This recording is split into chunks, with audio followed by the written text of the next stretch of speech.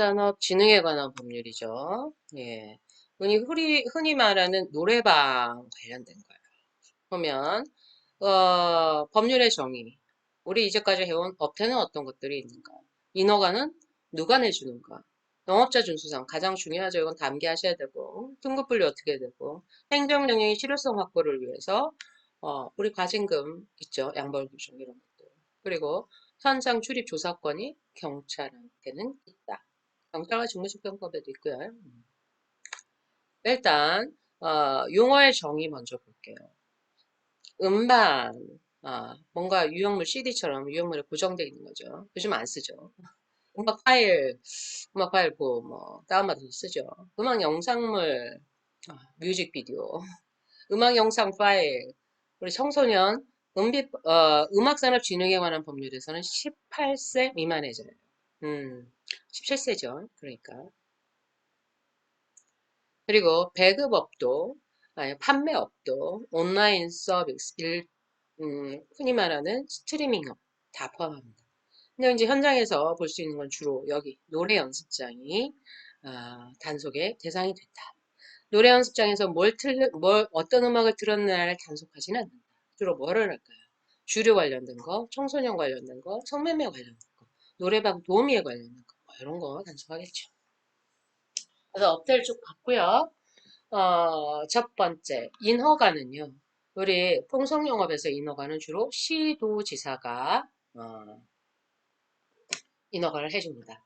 제작업, 배급업, 온라인 음악 서비스업을 제공하죠. 하지만 영업의 폐쇄명령 또는 등록의 취소 처분을 받은 후 1년이 경과되지 아니하거나 뭐예요? 폐쇄명령 받았는데 1년 동안 유효하기 때문에 이거 영업 못한다는 거죠.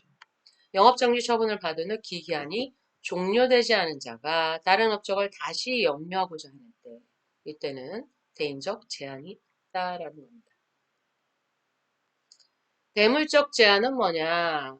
노래 연습장 영업자가 1년이 경과 안 했어요. 근데 그 자리에서 같은 업종을 다시 영유하는 건 안 된다라는 거예요.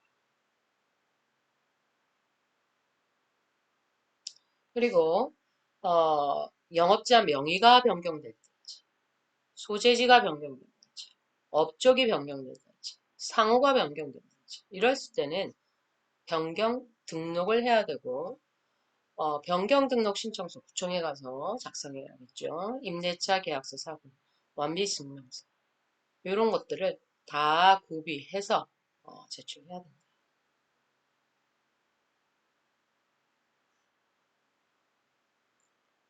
상호는요, 무슨 노래 연습장 이런 상호를 쓰고요.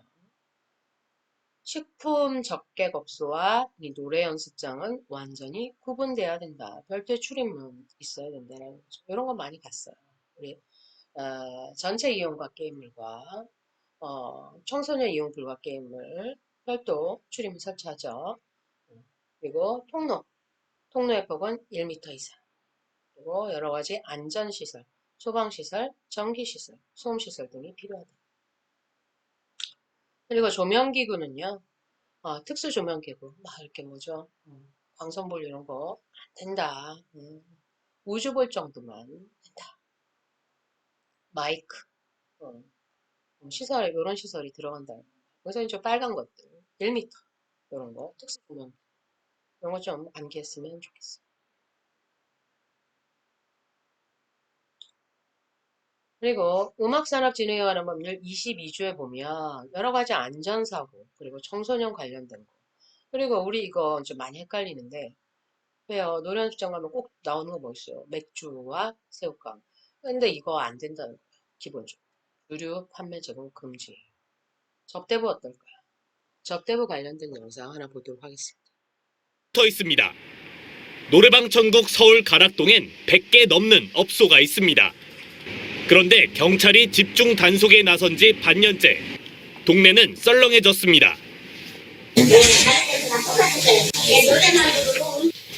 여전히 일부 업주들은 몰래 술을 팔고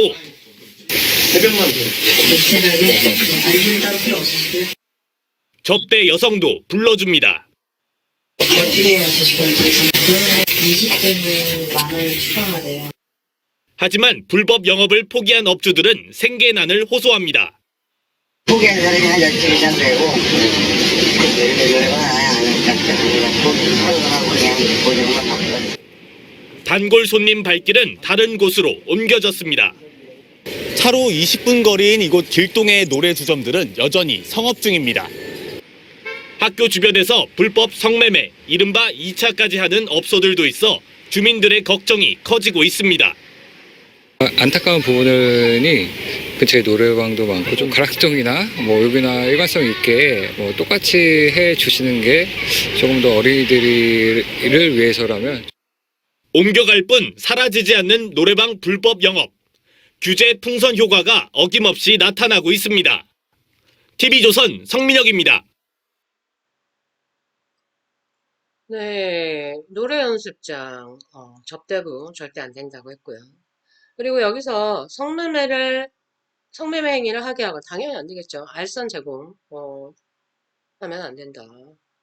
그리고 주류 보관도 안 돼요. 판매 제공도 안 되고요. 이용자들이 양주 가져왔어요. 이것도 묵인해서는 안 돼요. 근데 가만히 생각해보면 회식이나 모임에서 많이 가져갔던 것 같아요. 우리도 몰랐고 업주는 알았을 거고 이용객들은 잘 모르죠. 왜?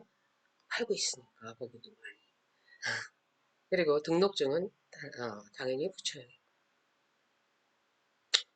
다음 보겠습니다. 사례인데요. 노래 연습장에서 적객행위 알선, 보동아업자의 무등록 유료 직업 소개 행위. 이미 그 소개 자체로 도착했다면 기수다. 그리고 함정수사는 하면 안 된다는 거죠. 범위를 유발하게 하는 거. 예를 들면 이거예요. 노래방 도우미 불러준 적도 없어요. 그런데 어떻게 했다? 이 가가지고 자꾸 불러달라고 요청을 했어요. 요구했어요. 이거는 수사기관이 사술이나 계략을 썼기 때문에 위법하다라고 봤어요. 하지만 이미 여러 차례 그 노래방 도우미를 부른 경험이 있어요. 그래서 제보받고 갔어요. 이미 범위를 가지고 있어요. 수차례 반복적으로 범행을 한 혐의가 있어요. 이렇다면 이건 함정수사 아니다. 그래서 똑같이 경찰이 가서 노래방 도우미 불러주세요 하는 그 행위이지만 한 번도 그런 전력이 없고 안 불러준다고 하는데 계속 자꾸 요청해서 한 경우. 하지만 제보받고 갔고 본인들이 스스럼 없이 예전에도 그렇게 불러줬다는 듯이 불러주면 그건 합법이다. 이렇게 봤어요. 또 청소년 보호법 관련된 건데 저알코올 음료 있잖아요. 저알코올 음료 이거는 단속되지 않는다라는 거 정도 알고 있으면 될 것 같아요. 요거는 이제 실무적인 내용인데 뭐 꼭 노래방 단속뿐만이 아니고 식품위생법, 공중위생법, 뭐 여러 가지 사항이 다 마찬가지고 일단 신고가 111을 통해서 오겠죠. 그러면 그 신고의 정확한 장소, 방법, 도우미 인적사항들 이런 걸 다 파악해요. 그래서 현장에 가서 체증 장비, 카메라 등 그리고 누가 CCTV 담당할 건지 카운터 담당할 건지 도주로 담당할 건지 참고인 담당할 건지 다 업무 분담을 해줘. 사진 촬영하고 업주, 도우미, 노래방 각각 분리하죠. 말 맞춰가지고 저 알코올 음료 팔았다고 서로 입 맞출 수 있으니까. 그리고 진술서 현장에서 진술서 받는 거 좋죠. 그리고 업주나 단속 서류 일제를 지구대에서 할 수는 없어요. 수사과로 인계합니다. 물론 질석에서 하는 경우도 있겠죠. 사후 영장을 발부받아요. 만약에 단속 못했다, 그럼 미단속 결과 보고서 시스템에 등록을 해줘야 된다.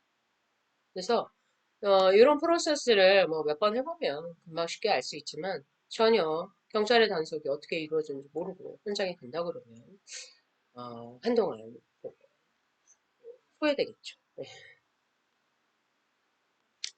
이번에는 공연 음란 신고를 받았어요. 마찬가지죠. 장소, 방법 이거 정확히 물어보가지고 현장에 체증, 휴대장비를 가지고 갑니다. 그리고 유흥주점, 일반 음식점 해놓고 유흥접객원 고용했는지 아니면 단란주점 영업했는지 다 뭐가 위법사항인지 가서 확인을 해야 되고 음란행위가 있었는지도 사진을 찍어줘야 된다는 거죠. 음란행위 이런 건 없었어요. 그러면 사후관리, 미단속, 보고서 이걸 풍속 시스템에 입력을 해야 된다. 왜 입력하게 할까요? 봐주는 경우가 있으니까. 상응 제공받고 봐주는 경우가 그랬다는 거죠. 그다음 아무래도 음주 가무가 있을 수 있는 곳이기 때문에 청소년들 18세 미만자가 해당이 되고요. 청소년들을 출입, 고용 안 됩니다. 출입까지는 된다는 거죠. 출입과 고용 그렇지 안 되고 출입은요 10시까지 밤 10시까지는 가능하다라는 거예요.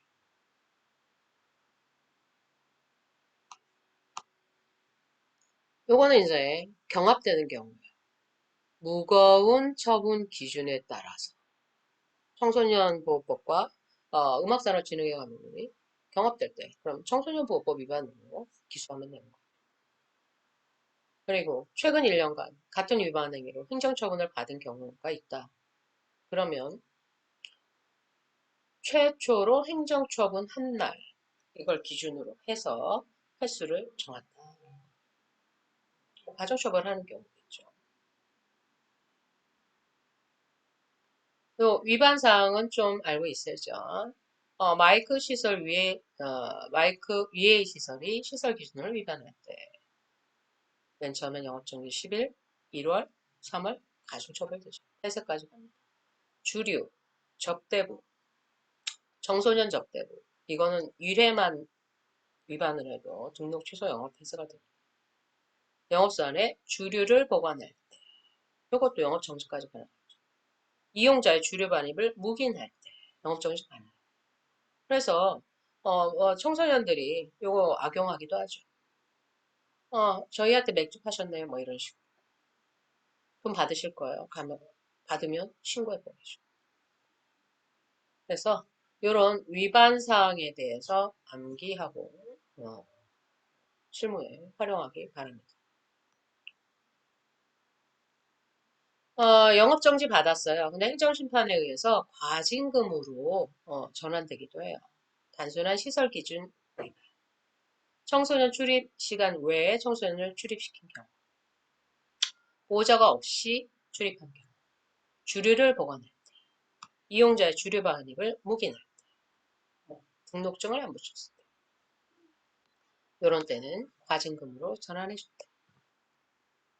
요 내용도 사실은 앞에서부터 공부한 내용이죠.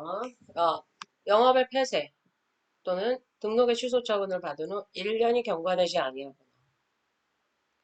영업정지 처분을 받은 후 그 기간이 종료하지 아니함에도 같은 업종을 다시 영위하고자 할 때는 처분받은 자 등록 안 되고 처분받은 장소 등록 안 되고 이 정도 이해할 수 있을 것 같아요. 그리고 여러 가지 교육도 받아야 되고요. 변경 신고 등록해야죠. 영업 장소, 영업자 이런 것들이 바뀌면 등록해야 되고 안 하면 과태료 나온다는 거죠.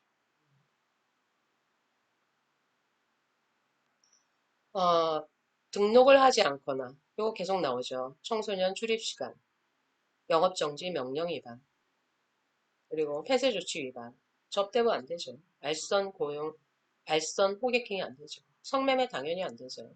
이제 이런 내용이 어렵거나 낯설지 않을 것 같아요. 일단 적발은 지구대나 경찰서에서 합니다. 그리고 수사는 수사과에서 하고요. 그거를 이제 구청에 통보해주면 구청에서 영업정지나 검찰청에서 징역이나 벌금을 부과하겠죠. 그래서 이 행정기관 내에 어떻게 프로세스가 진행되는지 정도는 이해하고 있으면 되죠. 예. 그리고 폐업을 했다. 그럼 7일 이내에 폐업 신고서를 구청에 신고해야 돼. 반송 예입니다. 제주시 관내에서 주류 보관 판매했어요. 노래 연습장에서. 그리고 청소년 출입도 무견했고요. 주류 판매, 주류 보관, 주류 반입 무김 이래서 영업 정지. 그래서 접대부나 주류나 무긴 이런 거 다 처벌받는다. 이 정도는 기억하고 있어야 될 것 같아요.